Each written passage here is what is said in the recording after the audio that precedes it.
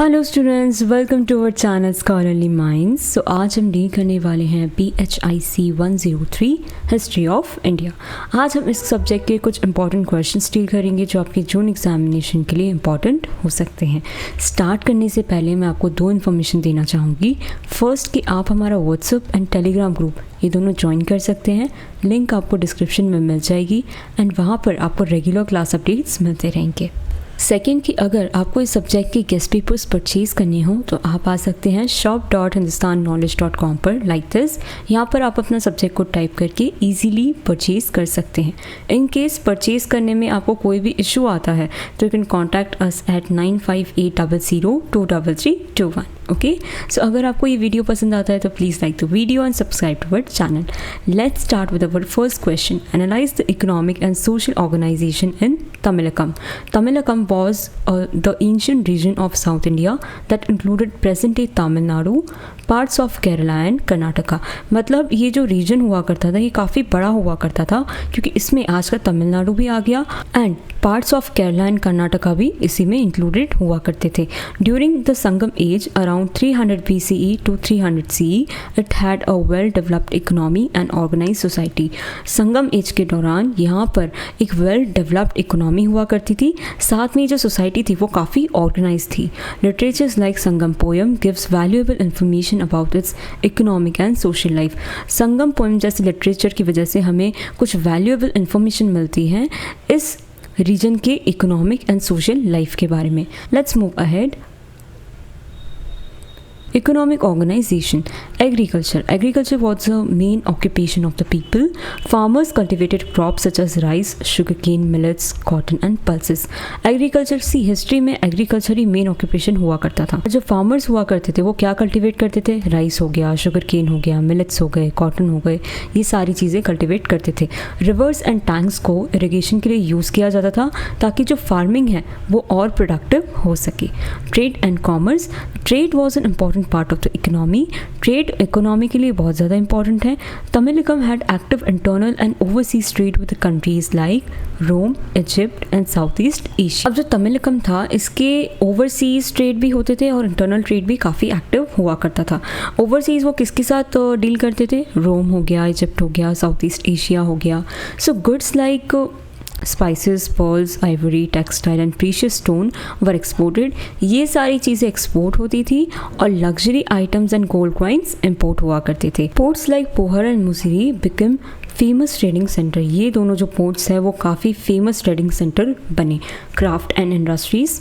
Many people worked as craftsman producing pottery, jewellery, metal tools, textile and ornaments. बहुत सारे लोग as a craft person काम करते थे, पॉटरी बनाते थे, ज्वेलरी बनाते थे, मेटल के टूल्स बनाते थे। ठीक है, skill artisans played an important role in local economy. जो स्किल आर्टिशंस थे उन्होंने बहुत ही इंपॉर्टेंट रोल प्ले किया है लोकल इकोनॉमी में। Weaving and bead making were specially popular industries. ये जो दो इंडस्ट्रीज है वो काफ़ी ज़्यादा पॉपुलर हुआ करती थी। Occupation. Different groups of people followed different occupations such as farming, fishing, hunting, cattle rearing, salt making and trade। अलग अलग ग्रुप के लोग अलग अलग ऑक्यूपेशन फॉलो किया करते थे। कुछ ग्रुप हो गए वो फार्मिंग फॉलो करते थे, हंटिंग करते थे, कुछ लोग सॉल्ट मेकिंग के लिए काम करते थे। Merchants and traders contributed greatly to economic growth. Merchants and traders ने बहुत ही ज़्यादा इकोनॉमिक ग्रोथ के लिए कंट्रीब्यूशन किया। Social organization. Social structure. Society was mainly organize according to occupation rather than rigid caste system. जब तब की जो सोसाइटी थी वो ज़्यादातर किस बेसिस पे ऑर्गेनाइज हुआ करती थी? ऑक्यूपेशन। जैसे कि ये सारे ग्रुप हैं वो सब फार्मिंग करते हैं तो इनका ग्रुप अलग हो गया। ये सारे लोग हैं वो फिशिंग करते हैं, इनका ग्रुप अलग हो गया। यहाँ पे ये जो कास्ट सिस्टम था वो नहीं हुआ करता था, सिर्फ ऑक्यूपेशन पे फोकस किया जाता था। Kings, chief, priest, farmer, trader, artisans and labourers form different social group. इन सब के अलग अलग सोशल ग्रुप हुआ करते थे। Respect was often based on bravery, wealth and generosity. लोगों की जो रिस्पेक्ट थी वो अक्सर उनकी जो ब्रेवरी है या फिर वेल्थ है या फिर जो दरिया दिली होते हैं लाइक जनरॉसिटी, इन चीज़ों पे बेस्ड होती थी। Position of women. women enjoyed a respectful position in society. Women की बहुत ही respectful position थी society में. They participated in cultural, education and even poetry. वो किस में participate किया करती थी? Cultural activities में, education में और साथ में poetry में भी participate किया करती थी. Some women become famous poet and scholar. कुछ women बहुत ही अच्छी poet बनी और scholars बनी. However, family responsibilities were also important for them. उनके लिए जो family responsibilities थी तब भी important थी. Family life. Family was the basic unit of society. We all know this. People valued honesty, hospitality, and loyalty. Marriage and family tradition were respected, and festivals brought communities together.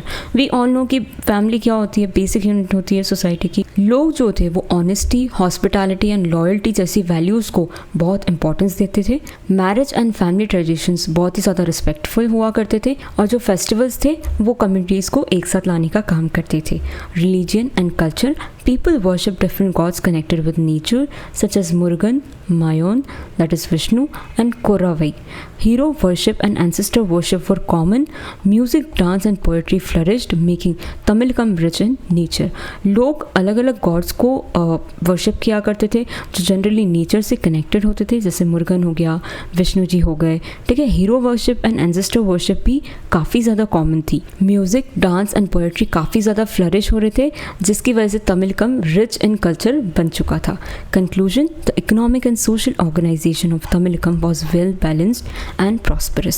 Agriculture, trade and craftsmanship supported a strong economy, while a diverse social structure promoted cultural development.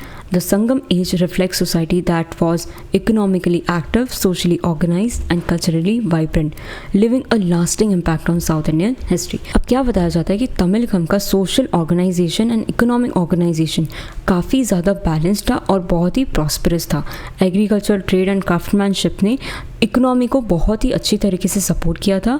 वहीं जो diverse social structure है इसने cultural development को promote किया था. संगम as ये reflect करता है कि सोसाइटी बहुत ही ज़्यादा इकोनॉमिकली एक्टिव थी, सोशली ऑर्गेनाइज थी और कल्चरली वाइब्रेंट थी और इसी की वजह से इसका जो इम्पैक्ट है वो बहुत ही लास्टिंग रहा साउथ इंडियन हिस्ट्री में. Okay, let's move on further. Discuss society and culture under the Gupta. The Gupta period 4th to 6th century CE is often called as the golden age of ancient India because of its great achievement in society, culture, education, literature and art and science. During this time, Indian civilization reached a high level of development. अब the Gupta period ये कब से कब तक था? 4th से 6th century तक था और इसे golden age of ancient India कहा जाता है. इनकी जो achievements थी वो बहुत ज़्यादा थी, जैसे कि society की बात हम कर लें या कल्चर, एजुकेशन, लिटरेचर की बात कर लें तो गुप्ता पीरियड इन चीज़ों में बहुत आगे निकल चुका था. इस वक्त में इंडियन सिविलाइजेशन अपने हाईएस्ट लेवल ऑफ डेवलपमेंट पे था. Society under the Guptas. The Gupta society was mainly based on varna caste system consisting of Brahmans, Kshatriya, Vaishyas and Shudras. The caste system became more organised and the people usually follow the occupation of their caste. अब क्या कहा जाता है कि गुप्तास में जो सोसाइटी थी वो वर्ण कास्ट सिस्टम पे बेस्ड थी जिसमें ब्राह्मण्स थे, क्षत्रियास थे, वैश्यास थे एंड शूद्रास थे. जो कास्ट सिस्टम था वो और ज़्यादा ऑर्गेनाइज हो गया और लोग अपना जो ऑक्यूपेशन है वो अपनी कास्ट के हिसाब से ही फॉलो करते थे. The joint family system was common and the eldest male was the head of the family. Joint family का जो सिस्टम था वो काफ़ी कॉमन था और जो सबसे बड़ा मेल मेंबर है वही हेड ऑफ द फैमिली कहलाएगा. Women were respected in the family but their freedom was limited.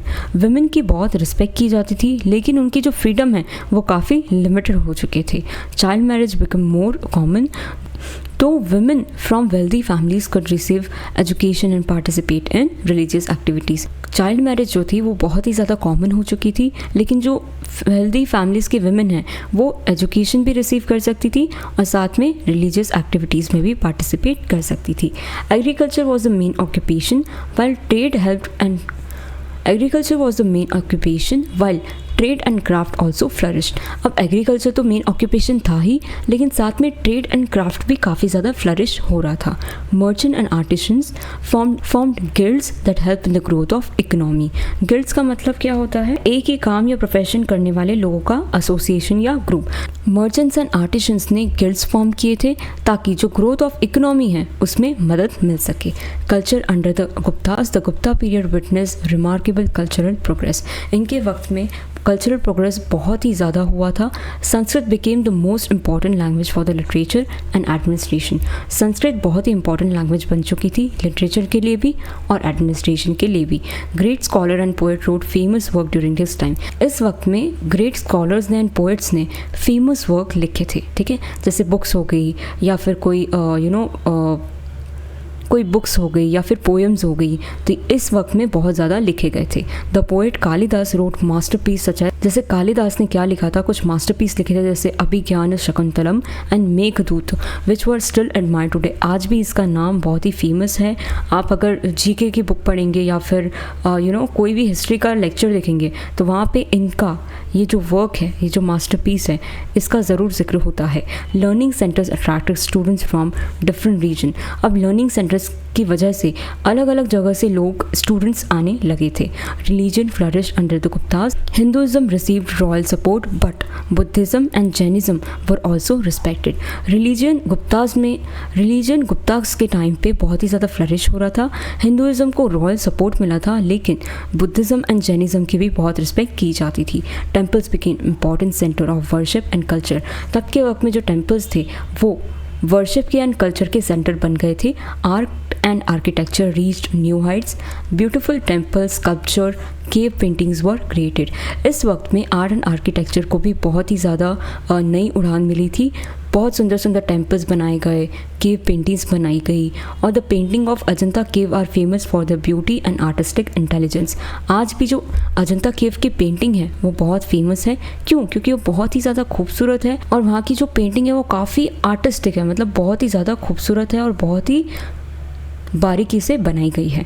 The Gupta age also saw major advance in science and mathematics. अब गुप्ता पीरियड में साइंस एंड मैथ्स का भी बहुत ही ज़्यादा एडवांसमेंट हुआ था। Aryabhata made important discoveries in astronomy and mathematics including ideas related to value of pi and the movement of earth. अब आर्यभट्ट ने बहुत ही इंपॉर्टेंट डिस्कवरीज की थी एस्ट्रोनॉमी में भी और मैथ्स में भी। साथ में इनमें कौन सी आइडियाज़ इंक्लूडेड है? Value of pi and movement of अर्थ। इस चीज़ को आप ज़रूर याद रखना, क्वेश्चन अगर आता है तो ज़रूर आप लिख के आइएगा। Medical knowledge also improve through the work of scholars and physicians.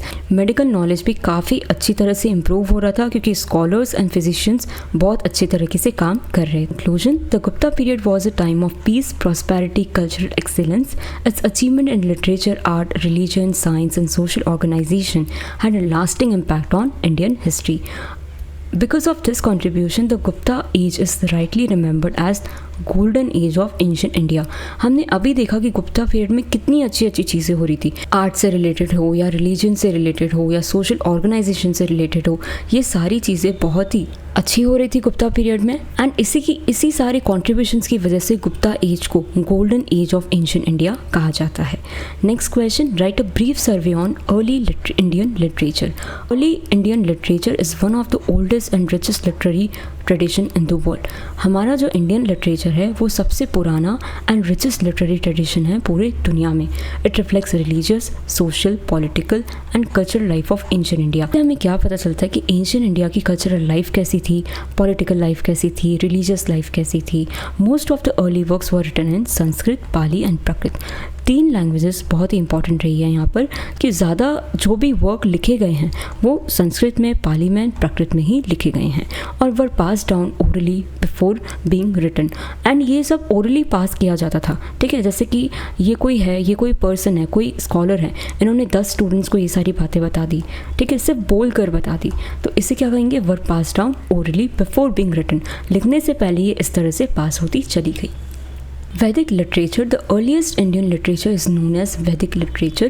It includes 4 Vedas, Rigveda, Samveda, Yajurveda and Atharvaveda. These texts contain hymns, prayers, rituals dedicated to different gods.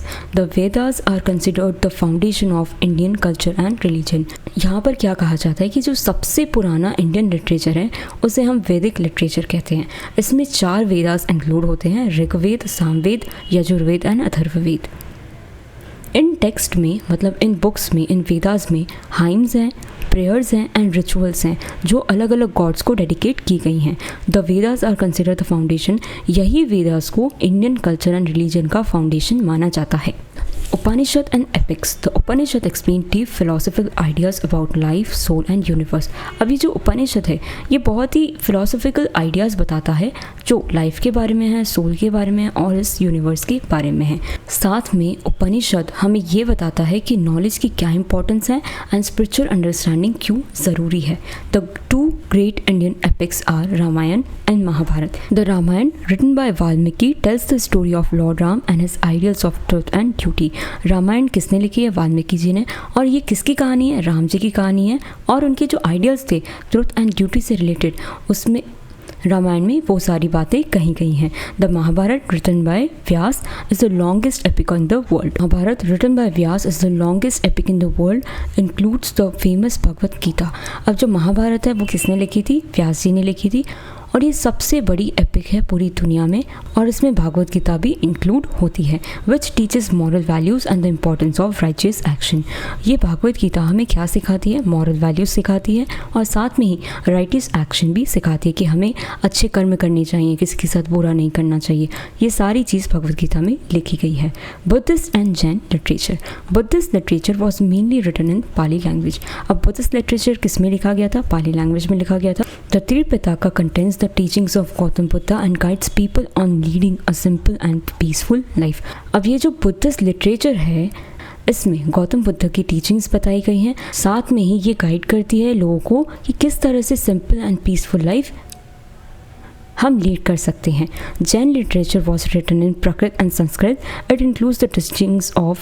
It includes the teaching of Mahavir and promotes non-violence, truth and self-discipline. अब ये जो Jain literature है वो प्राकृत and Sanskrit में लिखा गया था। इसमें महावीर जी की टीचिंग्स है और ये क्या प्रमोट करती है? Non-violence, truth and self discipline जैसी क्वालिटीज़ को प्रमोट करती है। Both Buddhist and Jain text greatly influence Indian society and culture. ये दोनों ही टेक्स्ट ने इंडियन सोसाइटी एंड कल्चर को काफ़ी हद तक इन्फ्लुएंस किया था।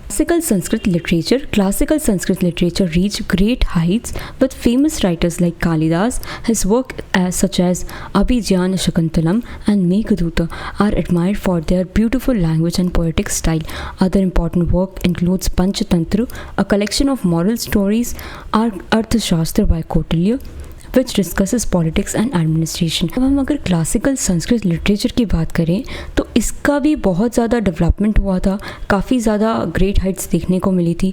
किसकी वजह से? राइटर्स लाइक कालिदास की वजह से।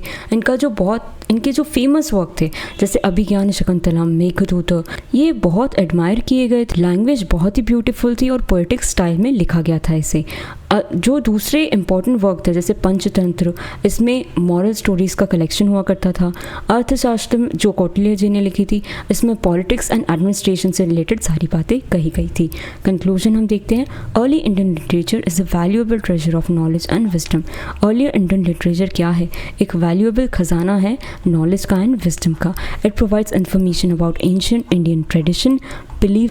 ये हमें किस चीज़ की इंफॉर्मेशन प्रोवाइड करती है? एंशिएंट इंडियन ट्रेडिशन के बारे में इंफॉर्मेशन देती है, बिलीव्स एंड वैल्यूज़ के बारे में भी इंफॉर्मेशन देती है।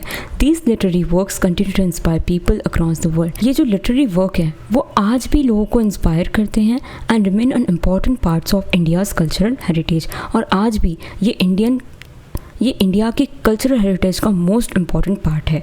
The teachings of morality, spirituality and good conduct are still relevant in modern times. ये जो टीचिंग है मॉरलिटी से रिलेटेड, स्पिरिचुअलिटी से रिलेटेड, गुड कंडक्ट से रिलेटेड, ये आज भी रेलेवेंट है, मॉडर्न टाइम्स में भी रेलेवेंट है। Examine the nature of post Gupta polity, society and economy. Post Gupta period around 550 CE to 750 CE begin after the decline of Gupta empire. ये जो गुप्ता एम्पायर हमने अभी पढ़ा था, है ना, अब क्या होता है कि इस वक्त में इसका डिक्लाइन शुरू हो जाता है। और ये कब की बात है? 550 CE to 750 CE। सी मतलब common era. During this time many regional kingdoms emerge, important changes took places in the political system, social structure and economy. अब इस वक्त में बहुत से रीजनल किंगडम्स इमर्ज हुए और इंपॉर्टेंट चेंजेस आए पॉलिटिकल सिस्टम में, सोशल स्ट्रक्चर में एंड इकोनॉमी में भी। Let's see nature of political system. After the fall of Gupta period political unity disappeared. Gupta period जैसे ही डिक्लाइन हुआ उस वक्त पे पॉलिटिकल यूनिटी पूरी तरह से गायब हो गई। स्मॉल किंगडम्स वर फॉर्म और छोटे छोटे किंगडम्स बन चुके थे। Kings like those of Pushyabhuti dynasty and Chalukyas ruled different regions independently. Pushyabhuti dynasty के लोग and Chalukyas ने अलग अलग regions को independently rule किया था. The system became decentralized with local rulers and feudal chief enjoying greatest power. जो system था वो decentralized का मतलब है जो powers थे वो अलग अलग rulers को दे दिए गए थे. इसी की वजह से जो feudal chief and rulers हैं वही लोग powers enjoy कर रहे थे. Land grants were given to Brahmins and officials instead of salaries, creating feudal system. अब ब्राह्मण्स एंड ऑफिशियल्स को लैंड ग्रांट्स दिए जा रहे थे. किसकी जगह? सैलरी की जगह उन्हें क्या दिया जा रहा था? लैंड ग्रांट्स दिए जा रहे थे, जिसकी वजह से फ्यूडल सिस्टम बन चुका था. Local administration became stronger while the central authority became weaker. अब जो लोकल एडमिनिस्ट्रेशन था वो, जैसे कि यहाँ पे कोई किंग है, इनका ये रीजन है, अब यहाँ पे कोई किंग है, इनका अलग रीजन है, तो ये इंडिपेंडेंटली बहुत स्ट्रॉन्ग होते जा रहे थे और जो ऊपर जो सेंट्रल अथॉरिटी बैठी है वो वीकर होती जा रही थी. Nature of society became more rigid with a stronger caste system. अब जो सोसाइटी थी वो और रिजिड हो गई थी. क्यों? क्योंकि कास्ट सिस्टम स्ट्रॉन्गर हो चुका था. अब कास्ट को बहुत ही ज़्यादा इंपॉर्टेंस दिया जाने लगा था. द इन्फ्लुएंस ऑफ ब्राह्मण increase because they receive land grants and special privileges. अब जो ब्राह्मण्स का इन्फ्लुएंस था वो बहुत ज़्यादा बढ़ चुका था क्योंकि अब उन्हें लैंड ग्रांट्स मिल रहे थे और स्पेशल प्रिविलेजेस भी दिए जा रहे थे. Many tribal groups were absorbed into caste system and given lower social status. अब बहुत से ट्राइबल ग्रुप्स को कास्ट सिस्टम निगल चुका था और उन्हें बहुत ही कम सोशल, मतलब सबसे निचला सोशल स्टेटस दिया गया था. Women generally face the decline in status. अब जो विमेन थी उनकी भी पोजीशन में डिक्लाइन देखने को मिला था. चाइल्ड मैरिज और ज़्यादा कॉमन हो चुकी थी और उनके जो राइट्स थे प्रॉपर्टी पे और एजुकेशन पे वो पूरी तरह से कम कर दिए गए थे. Religion became more diverse with Hinduism growing stronger while Buddhism and Jainism continued in many region. अब क्या हो रहा था कि रिलीजन और ज़्यादा डाइवर्स हो गया था. हिंदुइज्म तो बहुत ग्रो कर ही रहा था, साथ में बुद्धिज्म एंड जैनिज्म भी कंटिन्यू था बहुत सारे रीजन्स में. Nature of economy agriculture remain the main source of livelihood. ये तो हमें पता ही है. Large scale land grants led to the growth of self sufficient village. बहुत सारे लार्ज लैंड ग्रांट्स दिए जा रहे थे जिसकी वजह से विलेजेस जो हैं अब वो सेल्फ सफिशिएंट होना शुरू हो गए थे और उनकी ग्रोथ होना शुरू हो चुकी थी. Trade and urban centres decline compare to Gupta period because of reduced long distance commerce. अब जो ट्रेड एंड अर्बन सेंटर्स थे वो डिक्लाइन होना शुरू हो गए थे क्योंकि गुप्ता पीरियड के टाइम पे बहुत ज़्यादा लॉन्ग डिस्टेंस कॉमर्स चल रहा था, लेकिन अब इनके डिक्लाइन के बाद ये जो लॉन्ग डिस्टेंस कॉमर्स है वो पूरी तरह से कम हो चुका था. The use of gold coins decrease showing a decline in monetary transaction. अब जो गोल्ड कॉइन्स का यूज़ है वो काफ़ी हद तक डिक्रीज हो गया था जिसकी वजह से जो मॉनिटरी ट्रांजैक्शंस हैं वो भी कम हो चुके थे.